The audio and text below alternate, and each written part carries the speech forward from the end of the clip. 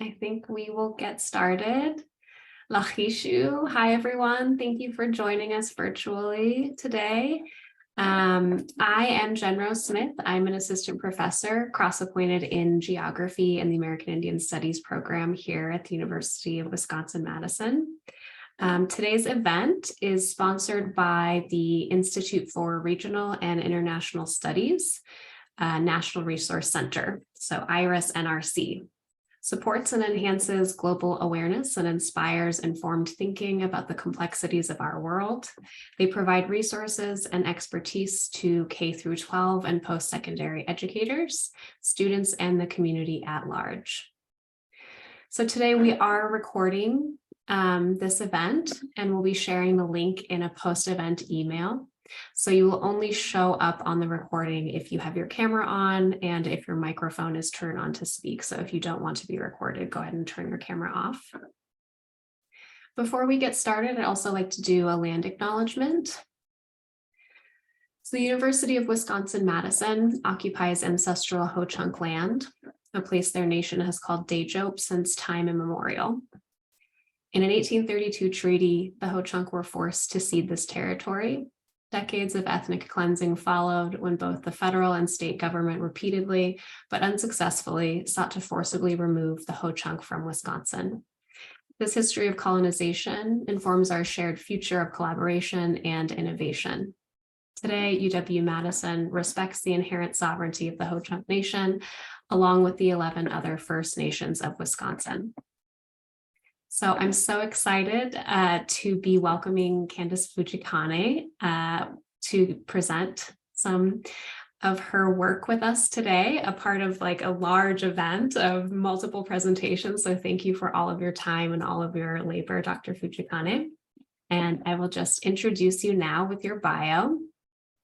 So Dr. Candace Fujikane is a professor of English at the University of Hawaiʻi and an activist in struggles for an independent and sustainable Hawaii. Her acclaimed book, Mapping Abundance for a Planetary Future, explores how Indigenous ancestral knowledges are now providing a foundation for movements against climate change, one based on mapping economies of abundance as opposed to capitalist economies of scarcity. So important and such a lovely, amazing book. So thank you for your work. And so I'll pass it over to you and you can do your presentation, and then following that, we'll do a Q&A, and that can happen either by raising your hand or putting a question in the chat. And we'll wait until Dr. Fujikane has finished her talk, and then we'll go to Q&A. So with that, I'll hand it over to you. Thanks so much, Jen.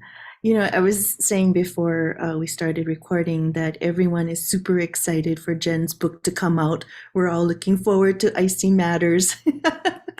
So anyway, just wanted to do a little shout out, excitement about your book coming out. I want to thank the IRIS NRC for sponsoring the event, hosting the event. Thank you to S.C. Leshner for arranging the talk, and for Jen for moderating. I also want to thank the Graduate Association of French and Italian Students for bringing me to Wisconsin.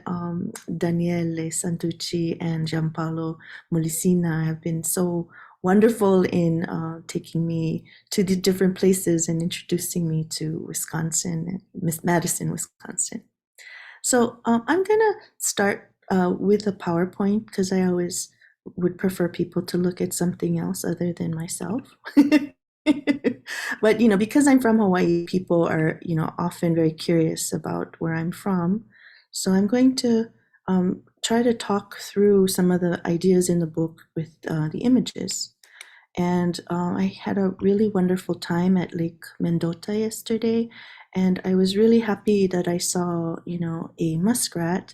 And in my class, we're reading Braiding Sweetgrass, and we started with the story of Sky Woman falling, and I was just so happy that I could see the muskrat who gave their life for the handful of, or the pawful of mud that grows into Turtle Island.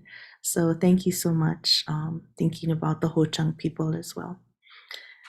So I actually am, let's see how I'm going to do it this way. Okay, so I am from Heiauli, and I would say that this is from a chant that we were asked to write for a class that I'm taking with my Master Kumuhula Kekuhi Keali'i Kanaka o Leo Haililani. And she asks us to write our genealogies and to include the land as part of the genealogy. And, in her thinking, she describes the ways that on a molecular level, we're made up of the rains of our places, the soil, the air of our places. As a settler, as a Japanese settler, it's a challenge to talk about this as a genealogy. But I think of the elements and the land of He'ea'uli as more like an auntie or an uncle, one that's not genealogically related, but someone who has cared for me and has raised me. So when I say ku'u'aina, ku'u means my beloved. And so it's my beloved land, not in the possessive sense, not in the American or English possessive sense, but more in terms of my beloved. So this is where I am from. And this is the mountain from which we get our water. So Keahiakahoi is my beloved hill. And again, Kekuhi says that everything is a breath for a breath, a life for a life.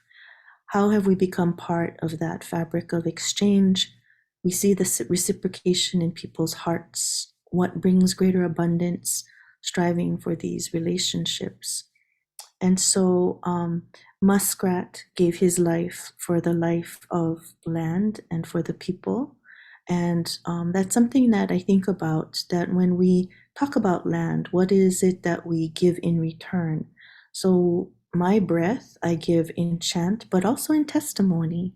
So I testify, I speak in protection of land. So I often stand in very toxic spaces, like land boards and Board of Land and Natural Resources and the Land Use Commission and the Commission on Water Resources Management to protect land. So that becomes part of my responsibility as a settler. So Mauna Awakea is my mountain, not where I live, but in my heart. And we make kihe for ceremony. So this is a bamboo stamp that I made the mountains, so to represent my mountains of Mauna Wakea. And then this is alai. Actually, it's the alaya is like a red dirt. O kaniko'o ku'ua, so my beloved rain is the kaniko'o rain. And kaniko'o means the tapping of the sound of a cane.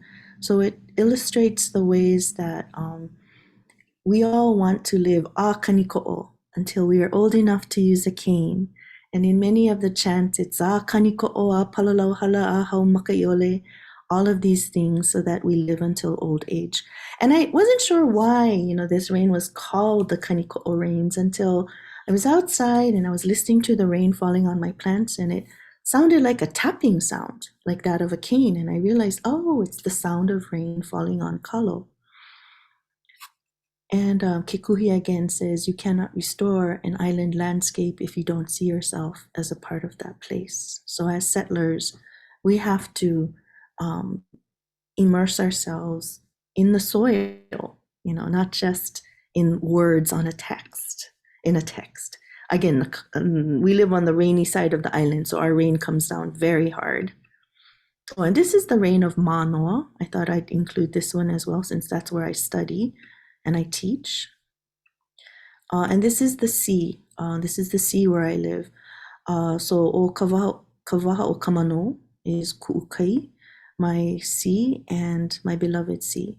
And kavaha o kamano means the teeth of a shark. And what's really interesting about this area is that the reefs are ringed like the teeth, the rows of teeth in a shark's mouth.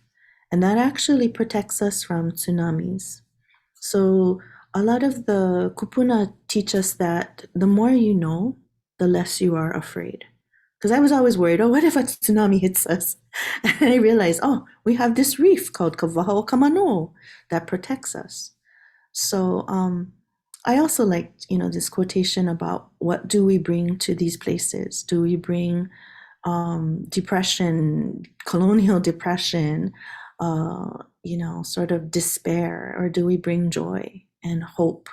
Yeah, that's what you get from a lot of the restoration projects in Hawaii, is this sense of hope. So I'm going to just really quickly say that Dr. Honani K. Trask also lived in Heiʻaʻiuli. I have an article on her poetry that's coming out in the American Indian Research Journal. And so this is where she lived. She lived in the house, maybe somewhere in this area, overlooking the wetlands. And the reason I bring her up is that she got her PhD from the University of Wisconsin-Madison. So it's really nice to be here and to think that she may have walked in the same places where I am walking today. And she was just the most amazing leader for her people. And she passed away on I think it was the 4th of July, in a final defiant act to the United States, challenging the idea that it's the celebration of independence. For Hawaiians, it is not a celebration of independence. The final bird, flipping of the bird. Mililani Trask and Hanani K. Trask leading the commemorative march. So she is one of my great teachers. And so as a settler,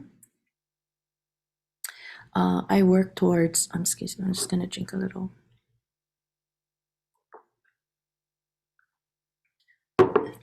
I work towards the protection of lands and waters, but also the political independence of Hawaii.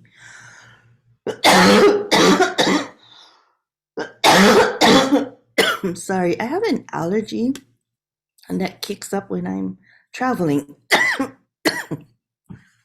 So actually, I wanted to talk a little bit about where this book comes from. And so I was testifying a lot in protection of lands and waters, but I felt like I was trapped within kind of a American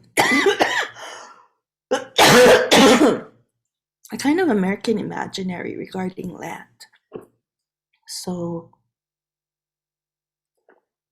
I started taking Hawaiian language courses, and I've been taking Hawaiian language for about 8 years, but I'm not very good at speaking. I can translate, but speaking is a little bit of a challenge. But in order to understand like how land is conceptualized in a kind of political imaginary, it's important to be able to read texts in the original Olelo Hawai'i language. So, and then when I started reading, I started seeing conceptions of integrity like mo'o. So mo'o represents this kind of integrity of land. Mo'o is the word, Kekuhi, who is my teacher, explains that mo'o is the word we use to communicate the idea of continuum. So when you look at the word mo'opuna, the continuum of the spring, the grandchild is the mo'opuna, that comes from the spring, the vaipuna. Mo'olelo is the continuum of what's being said, the story. It's kind of a continuum of speech. The mo'oku'oho is your mobile and short record of continuum. That's your genealogy, how it is that you're sustained. So mo'oaina was a word that I just kind of saw coming up again and again in the 1850 Land Commission Awards. And I started thinking about how mo'oaina represents a continuum of land, so that you cannot separate parcels of land from each other. So I want to read from that opening section of the book, just to kind of root us in this image of the mo'oaina. And, mapping abundance, I can talk a little bit more about the title later, but I'm just going to start with this Beautiful image. So one of the most visually stunning illustrations of a Kanaka Maoli cartography of climate change is the oral tradition describing the migration of the mo'o, the great reptilian water deities, from their home islands in the clouds to Hawaii. In their lizard forms, the mo'o are formidable beings measuring 30 feet in length. In their Kanaka form, they are irresistibly beautiful women with great power, known to string yellow ilima flowers into lei while sunning themselves on rocks in pools of water. They are also desiring women, known to seduce men and to kill their lovers. If mo'o are depicted as elemental forms to be feared, it is also because they are the awe-inspiring protectors of water.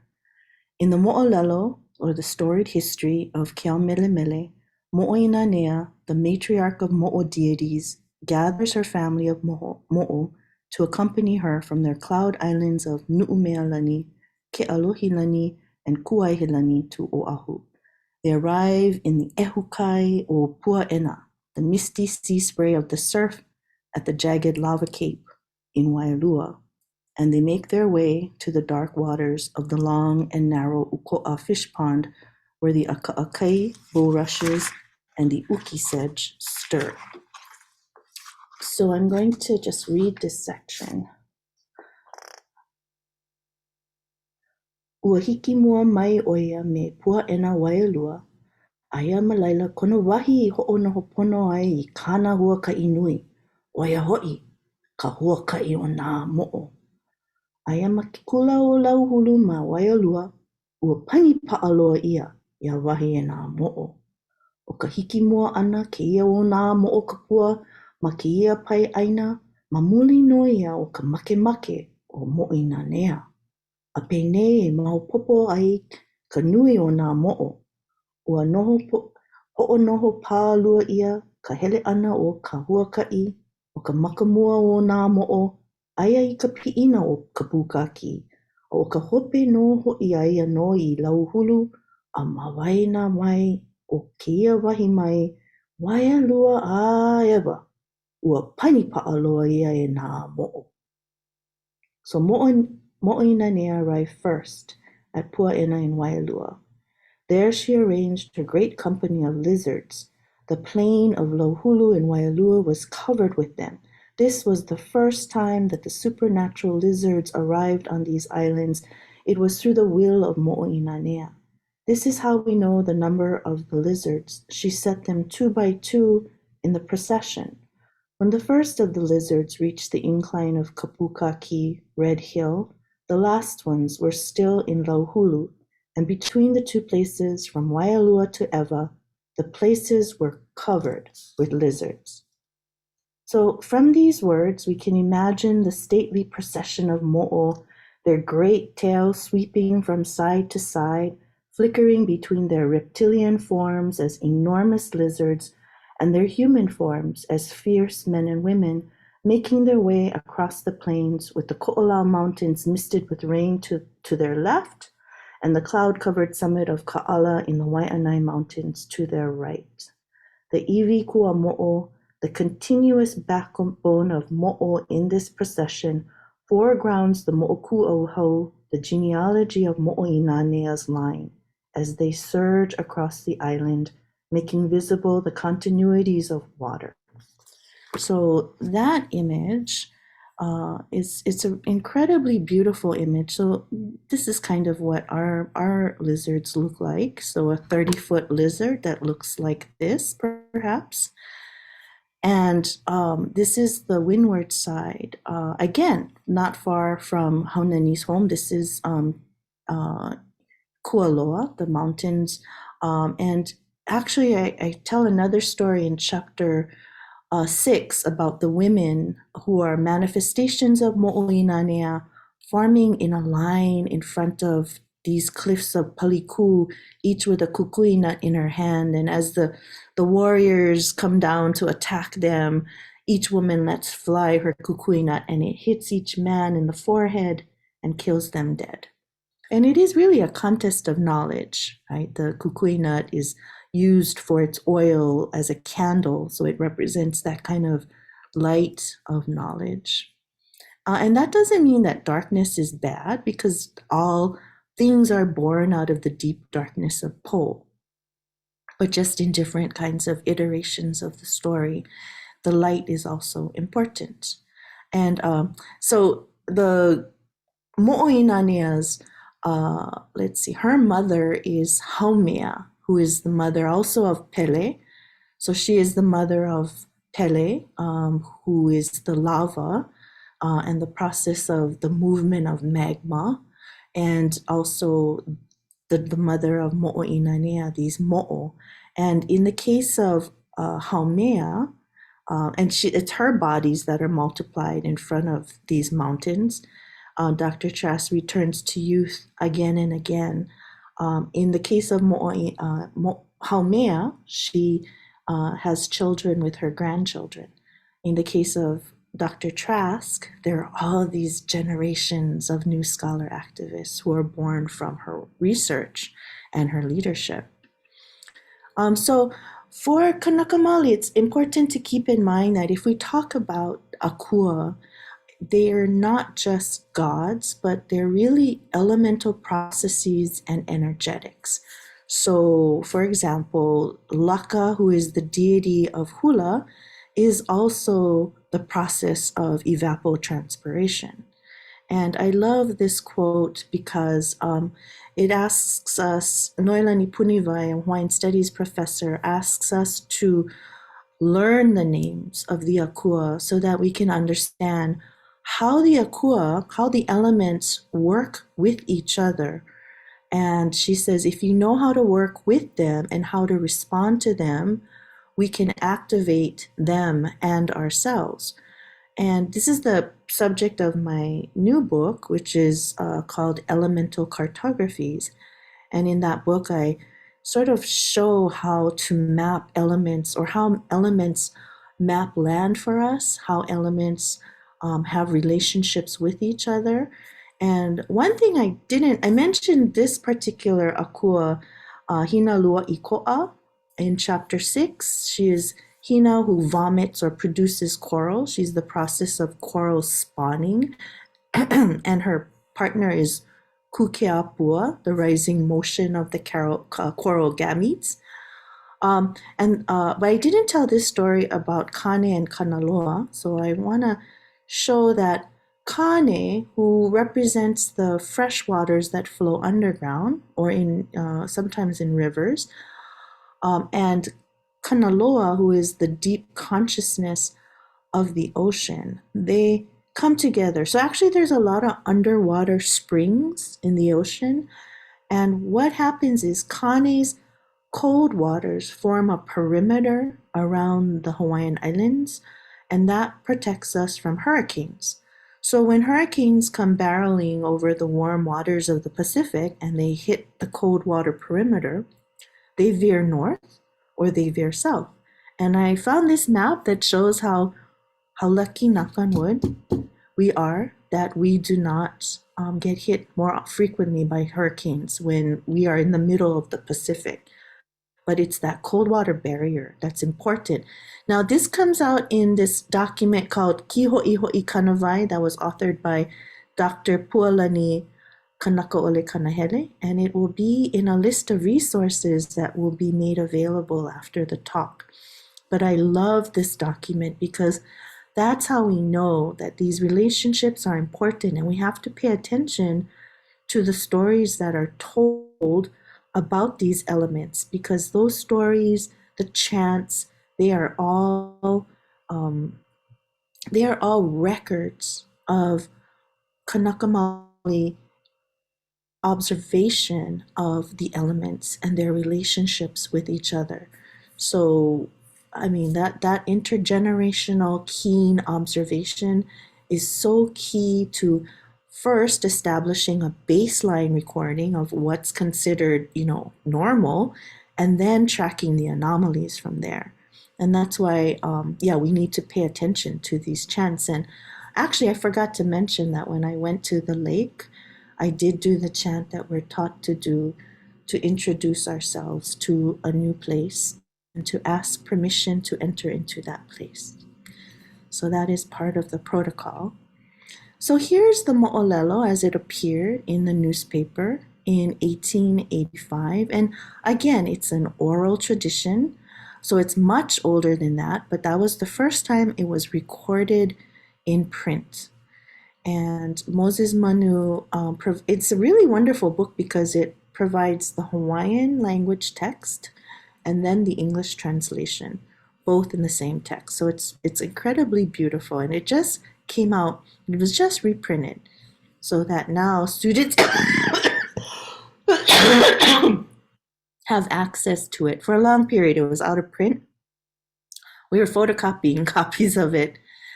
Okay, and so here's the, now if we look at the mapping of this path, this is where ancestral knowledge comes together with STEM sciences. And this is a geological mapping of Oahu. And what I did was I tried to think, okay, so here's Pua'ena, and they made their way to Red Hill, and what would have been the path that they traveled along? Well, these are mo'o, so they need water. So it would have been a path of water. So what happens again, as I mentioned in the book, the Ko'olau volcanic series meets the Waianae volcanic series, and there is an overlap, which creates what's called an erosional unconformity.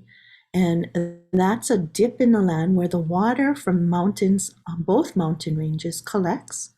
And the mountains on the water on this side, it'll be interesting to see where exactly the stream changes direction. But at a certain point here, the water goes north, and at a certain point here, the water goes south and empties out into this area. And what's really interesting about Oahu is that we have these incredible underground caverns, the lava tubes, and we also have karst cave formations in the limestone. And I think it's well known that there were people who are known as navigators of these underground caverns. And today, the military uses some of those caves to transport nuclear weapons and ammunitions from their military bases to Pearl Harbor.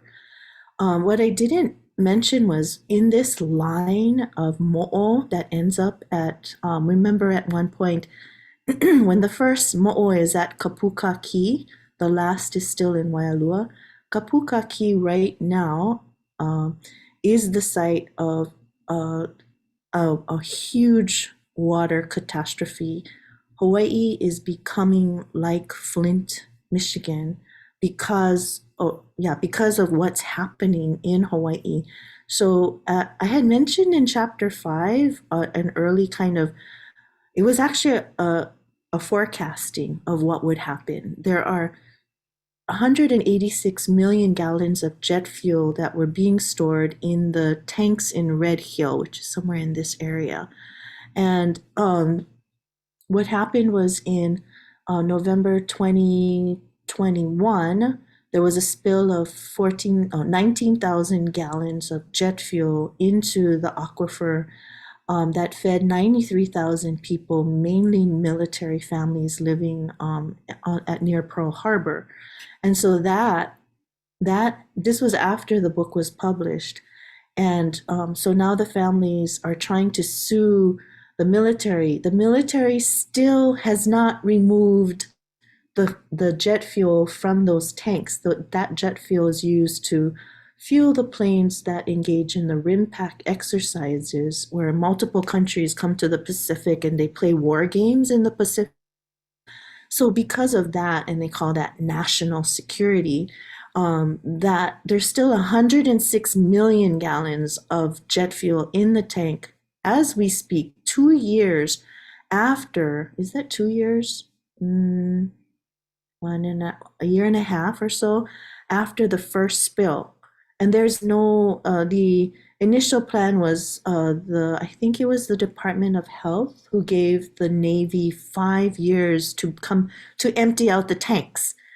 Now, the families are suing the military. They cannot drink the water. The Board of Water Supply has shut down 5 of our wells.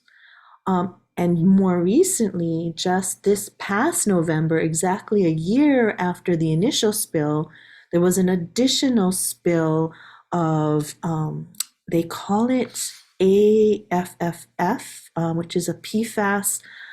It's the concentrate of the foam they use to extinguish fires. So it's part of the firefighting division of the Navy. And there was a spill of, I think it was, oops, I'm sorry, I wrote it down and then I forgot now. But thousands of gallons were spilled in addition to the other 19,000 gallons of jet fuel. And that also entered into the aquifer.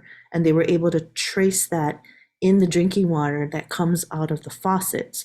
So basically, when you go into the homes of people who are in that area, it smells like a gas station. And that's how bad it is. And yet, the Pentagon has said that it will, the earliest that the jet fuel can be removed would be, at first they said 2025, and now they've moved it up 6 months to July 2024. And it's ridiculous to think that our water is contaminated and that contamination will spread to other wells if we do not do something soon enough. So I know I'm actually at time, but sort of like a way of opening up the discussion by showing that what I was writing about in chapter 5, I said it's only a matter of time. And this is actually what is happening right now. So I'm sort of bringing you up to date in terms of what's happening with that spill. I had so many maps that I wanted to talk about. Maybe I'll go like really quickly, and then if you want to talk about them later, because I think I only had half an hour to talk, right? So this is the map of the Mo'o's path, and this is the beautiful map of in Olelo, Hawaii, of the Land Commission Award that is called a Mo'o'aina. So mapping, again, not always in terms, I think this, oh.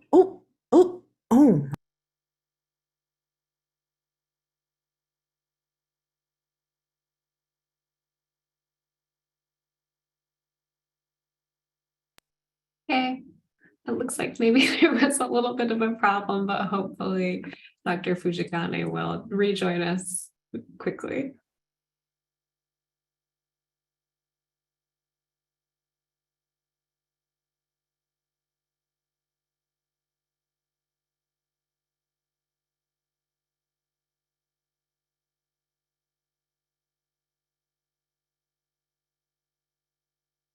While we wait, if you wanted to start drafting any questions or thoughts or ideas that you had for Dr. Fujikane, now would probably be a good time.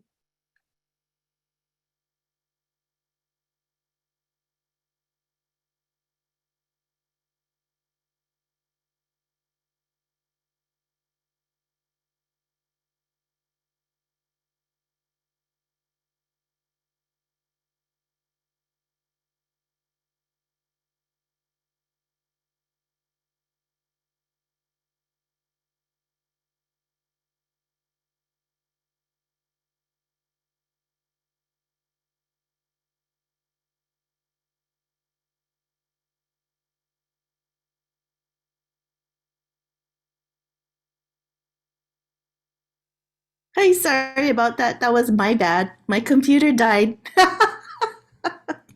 Okay, anyway, there were so many other maps that I could talk about, but I don't know. Should I stop? Do you want to see the maps? Should I open it up for questions? I mean, I think it's up to you. Of course, we would love to see more Okay. maps, but Maybe I'll do it really fast. I'll try to do it really fast. Okay, sorry. Okay, let's see. So you can, let's see. Am I screen sharing right now? no, No. I Okay, let me think come back. Let me end show, come back, screen share, Zoom, screen share, going back here. Okay, host disabled, screen sharing. I think I have to be readmitted. try one more time. I think you were just made co-host. Okay, there we go. There we go. Okay, so let me close this off.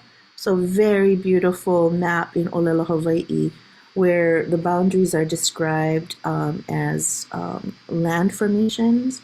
And boundaries are not divisions, but rather seams of relationality. So it shows how places are oriented in relation to other landforms. So beautiful, and an up-close version of one of the pana.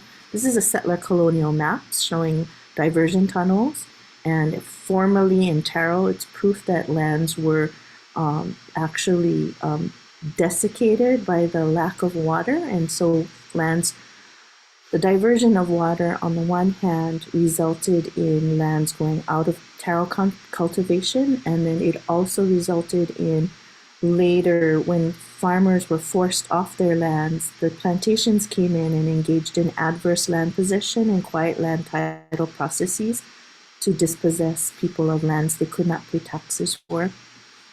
Okay, and these are, so when I talk about the mo'o, I was also thinking about the procession of land protectors, the procession going up the mauna, and there were 16 lines corresponding to 16 lines in the kumulipo, which is the ko'ihonua or the cosmogonic chant. And you see how there's a new generation sprouting out from the asphalt. And in art, this is how we depict the procession of land protectors going up to Lake Waiau on Mauna Kea. But this is also the procession, it reminds us of the procession of the mo'o traveling 2 by 2 across Oahu. And we can see how these lines continue in restoration projects where we hand pohaku, we hand stones to each other to build rock walls outlining the waterways, or to fill in the holes in a fish pond. These are all of the different, and these are settler colonial maps mapping wastelands that have no vegetation at Mauna Kea. But when you look at Mauna Kea, it is such a spiritual place that it could not be seen as a wasteland at all. This is the kind of settler colonial mapping that says, look, there's only 4 sites that will be impacted, without recognizing that the entire summit is a complex that shows stars in relation to each other. This is what happens when they desecrate Mauna Kea. Again, settler colonial mapping showing the south flank of the Mauna, even though what's under consideration is the northern flank.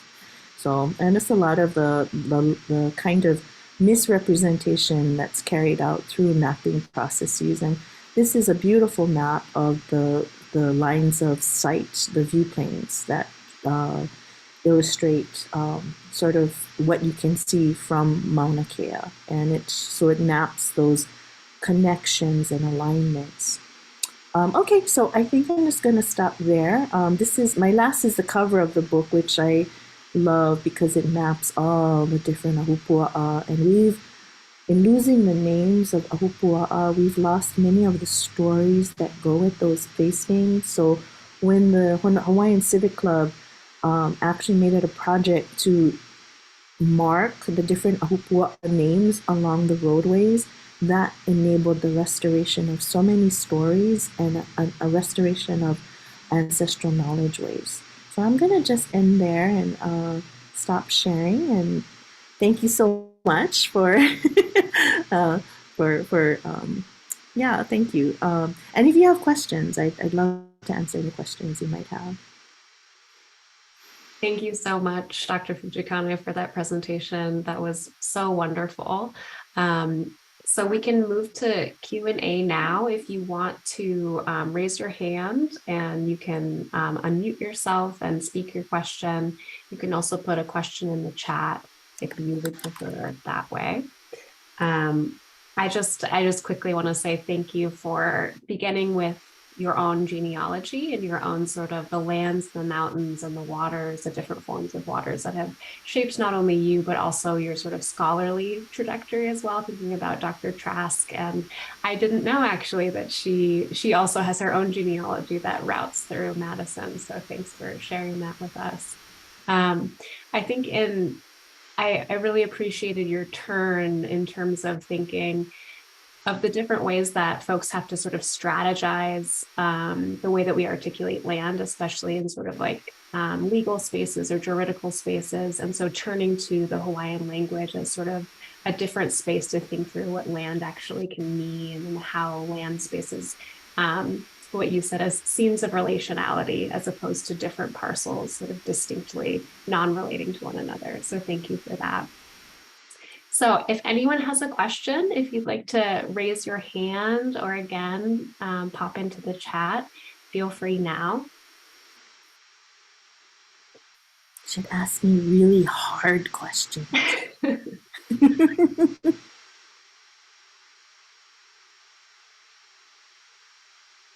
Daniela. Gracias sobre the uncomfortable silence. So thank you so much for your work and your presentation and for taking the time to learn the language and the culture of these people. So you said that something that was really important is feeling part of that place, feeling that you belong to that place that you want to restore and you want to protect.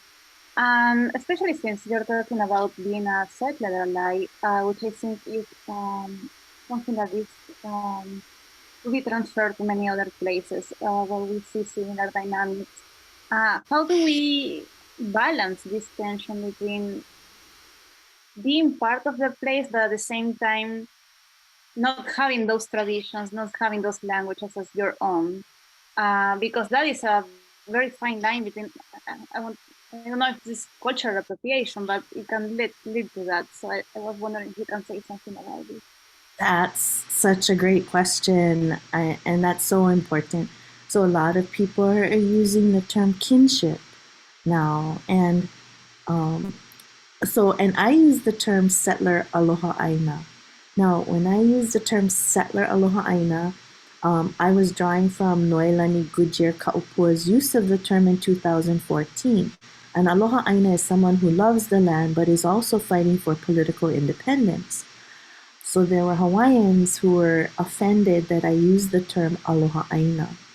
So I stopped using settler aloha aina.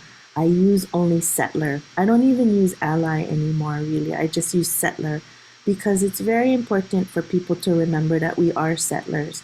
So that's why when my kumu tells me, well, you have this, like for me, it doesn't matter who's Hawaiian, who's not. It's what you do. It's based on your actions. And I'm like, yeah, but in the academic sphere right now, we really have to emphasize that we are not. I mean, I think, and not just academically, politically as well, right? The mayor of Hawaii Island is Korean, and he said he has a vision for Mauna Kea. So I actually was in a room with him, and we were testifying, and I said, Mayor Kim, you look like my uncles. You look like my father. And we are Asian. We are Asian settlers. We are not Kanaka Maoli. So it's not for us to have a vision for Mauna Kea. So in that sense, I use settler very strategically to emphasize that, yes, it's not for us to determine. So your question is a really good one. I would say that, we still identify as settlers. But what I'm afraid of is my students shy away from doing any kind of land engagement. So I emphasize that we still, as settlers, have a responsibility to the lands that we occupy. And so we still need to, it should not be Kanaka Maoli alone standing on the front lines getting arrested. We should be there as well. And I'm not advocating arrests because students shouldn't, be very, very careful about being arrested. It affects so much for you. But for someone like me, going into retirement, it doesn't affect us so much. So my dream is to see a whole row of English retired professors in front of Mauna Kea, standing for the mountain, So there's, I think definitely that criticism that came from my use of the term, even though there's the word settler in front of aloha aina, the appropriation they felt of that term. So I respect that, and I say, okay, I'm just going to drop it. It's not worth, to me, the terminology is not important enough to me. What's more important is what is it that we're doing? What can we focus on fighting the state? Because that is, can we try to get the state to empty out those jet fuel tanks? To me, that is what's on the line. Yeah. So, but thank you for that question. So I have changed that part of the book already And it's kind of difficult once you've put something in print to change it. So I'm going to come out with an article soon on that, the use of the term settler aloha aina. Yeah, jump Paulo.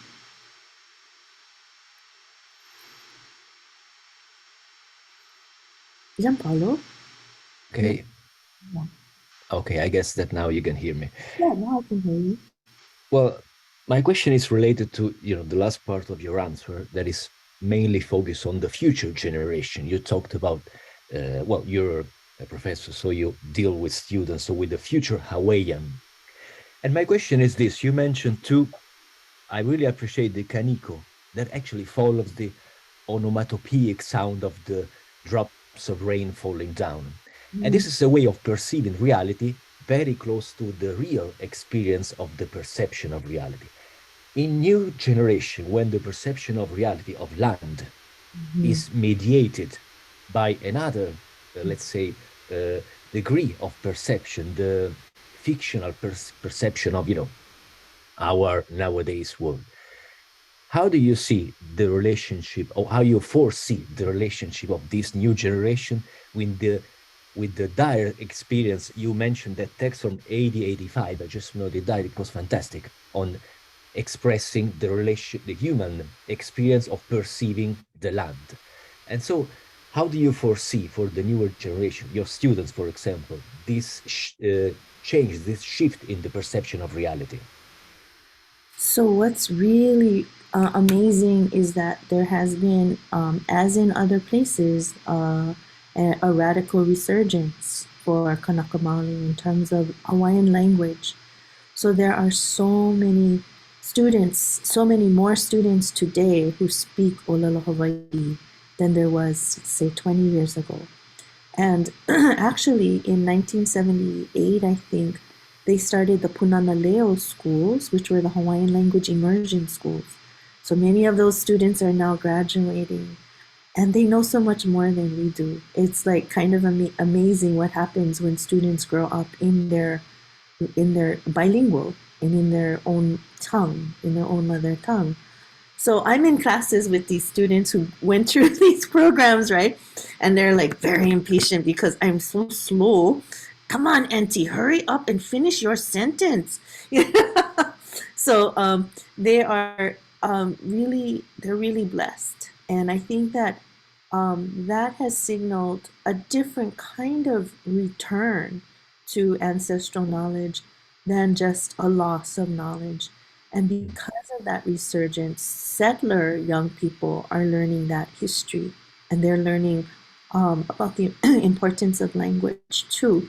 So education comes in many forms and not just in the classroom. So when we testify, the testimonies are now all televised. They're all recorded on YouTube. So a lot of education happens in the process of giving testimony. So I often will send my students extra credit assignment, go and watch this testimony giving on the protection of water at Nawaiʻeha or the East Maui streams. And so we write testimony not just for the board members, but really more for the general public as part of the educational program. When we stood for Mauna Kea in 2019, it was 8 months of occupation of that area at the base of the Mauna at Pu'uhonua or Pu'uhuluhulu. When we were doing that kind of work, it was so amazing because Ilima Long and Presley Amuk Sang, she actually became the chancellor of what we called Pu'uhuluhulu University. So what it was is they set up classes on the lava flats to educate people about Mauna Kea. And it was amazing. Like, it was a university that truly lived up to the idea of Hawaii, of a Hawaiian place of learning, which is not what the University of Hawaiʻi is. The University of Hawaiʻi, our president supports the 30-meter telescope. So we have a divided administration and faculty and students. But on those lava flats, they established these classrooms, and you see that happening over and over again at events that are designed to have young people learn from kupuna who are experts in fishing or experts in net making, experts in carving. There's this real resurgence. So I really, I think you're right about how perception is mediated, but what's happening now is it's getting remediated through Hawaiian language. And that's been kind of an amazing process to witness. So the generational shift has been in a positive kind of way, even for settlers who are now facing the understanding that they have a deficit in their knowledge base. And that's kind of disorienting in a good way for them and for teachers in the DOE system, the Department of Education system. Yeah.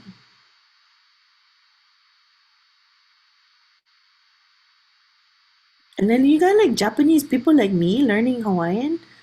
Got a lot of us, like in the English department, there's 6 of us who took Hawaiian language classes. And the others are all white and they speak fluent Hawaiian, which is really great. Sorry, Stephen. Yeah, thank you so much for a wonderful talk.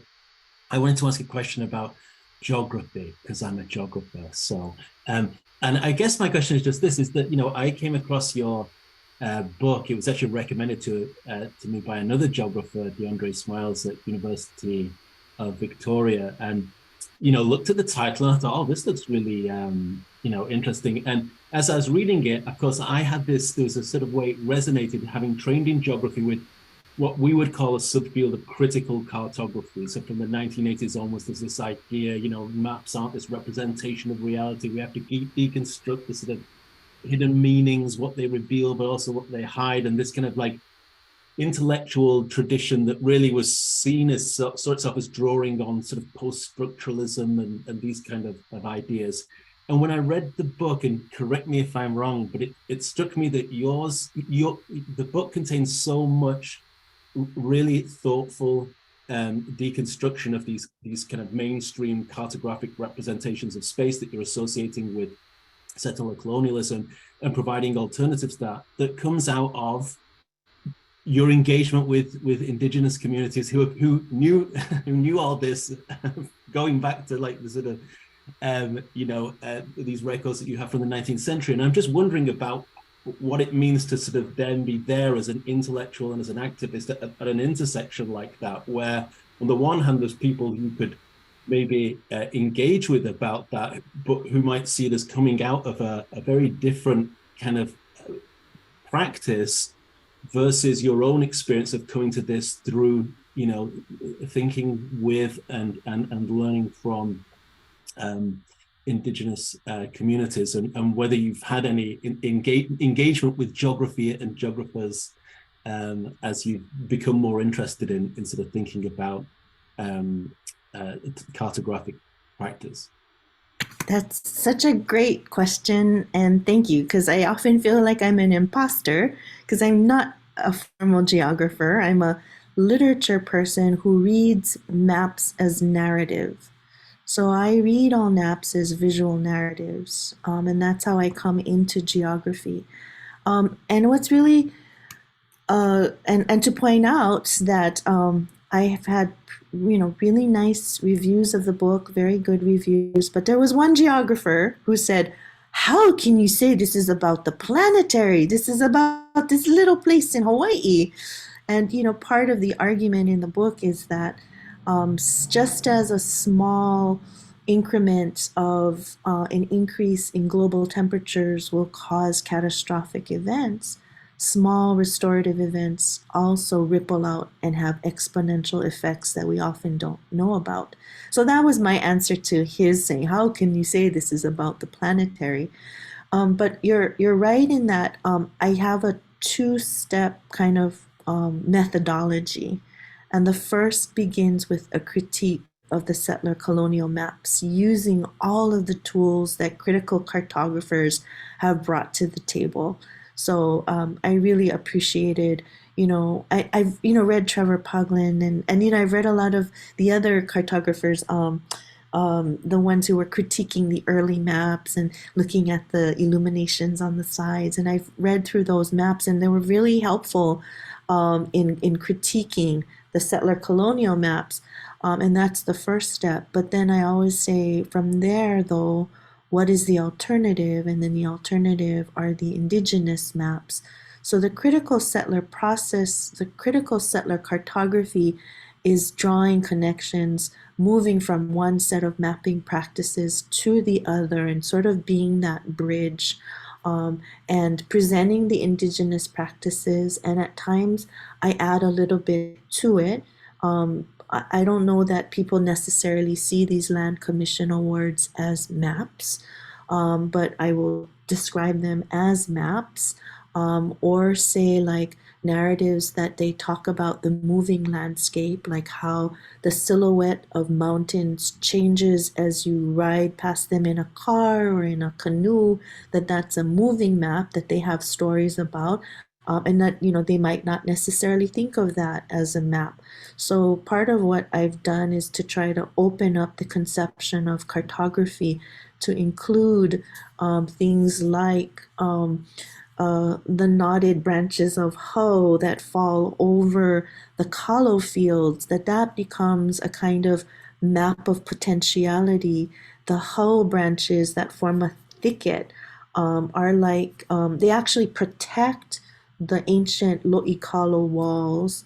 At the same time, they recall for us that Haumea plotted the movement of the stars and the constellations through her magical net.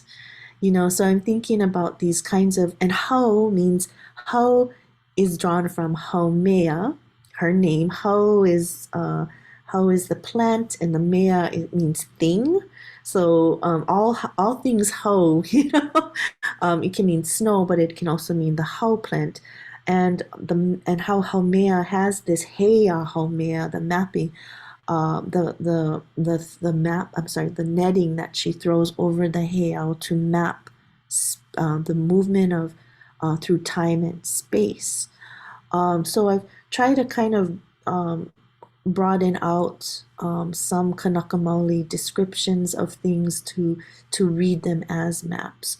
But you're right that the critical cartography part was really an important, I remember reading Hurley, and I'm just and blanking out on the early names that of the people that I read, but they were so helpful in the critical parts that when I read a developer's map, I can see narratives of compartmentalization and closure. I call it the mathematics of subdivision. I can see those things, learning from those strategies by the early critical cartographers.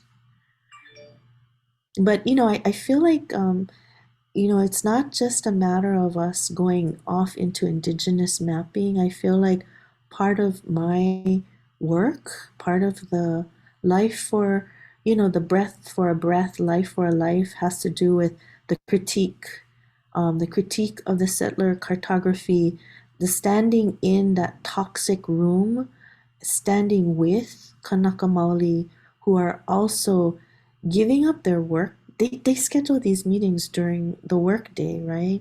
And they're giving up work days so that they can stand to testify. And there should be more settlers testifying. And I've tried, and every time I testify, I post it on Facebook and I tell people, come down and testify. Let's go testify. And it's and I understand in some ways it's a kind of exercise in futility. We don't expect to win. But when we show up for each other, we hold each other up, we hold open space for each other, and it's an important way to so that Kanaka are not standing by themselves. And I've been arrested for standing against the erection of these wind turbines that were located too close to homes and schools. So blade throws 1,500 feet. 1,500 feet. They put this wind turbine 1,300 feet from a school. And so, you know, we're not against clean energy, but we are concerned about the placement of where these turbines are placed, and we're concerned about how they're killing the native bats. And you know, the physical effect of the turbines on people is just kind of incredible. The flicker effect, the shadow effect, the low frequency vibrations, they cause people to feel nauseous. It triggers epilepsy. There's just a whole host of problems that come with that. And so I was standing in line with this woman, and I asked her, how many times have you been arrested? And she said, oh, 2, and tonight will be my 3rd. So I told her, you know, why don't I stand in for you, and I'll be arrested and I'll hold space for you, because the fines for her and the penalties would have been so much greater. So I keep encouraging my friends to get arrested, because we're all in a place of security. You know, we're not like the young people who have to still get homes and apply for loans and stuff. Those of us who are going into retirement, we can do this kind of work, you know? But anyway, that I don't know. They're thinking about it. But I think when I got arrested, it was important, because there were not very many there were white people who get arrested, and not very many Japanese people who get arrested. Where we actually make up the power structure in Hawaii, right? We constitute 40% of the state legislature. So Japanese are generally politically conservative in Hawaii. Sorry, I was going on and on, but thank you for that question. Thank you, Dr. Fujikane, for all that you've shared with us today. I'm so appreciative of your time, and I really appreciate ending on arrest as allyship. So thanks for leaving us with that.